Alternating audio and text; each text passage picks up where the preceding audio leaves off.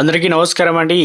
విద్యార్థులకు తెలిస్తే ఎగిరి గంతేస్తారు. ఆ రోజు స్కూళ్ళకు సెలవులు అంటూ లేటెస్ట్ అప్డేట్ అయితే రావడం జరిగిందండి.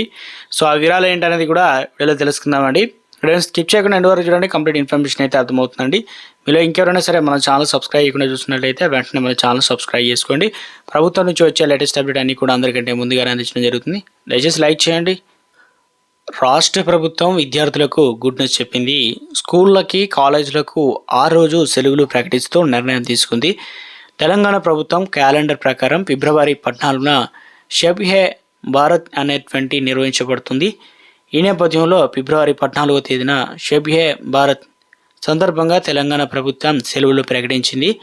నెలవంక కనిపించడంతో ఆ రోజున షబ్-ఏ బారత్ నిర్వహించాలని మత పెద్దలు ఖరారు చేశారు.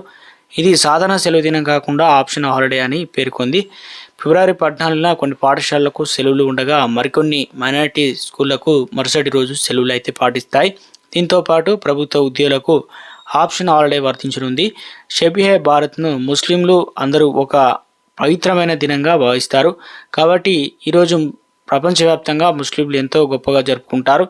ఇక ఆ రోజు రాత్రంతా మసీజ్లో దీపాలతో అలంకరణ చేస్తారు. అంతేకాదు మసీదులో ప్రార్థనలు కూడా నిర్వహిస్తారు.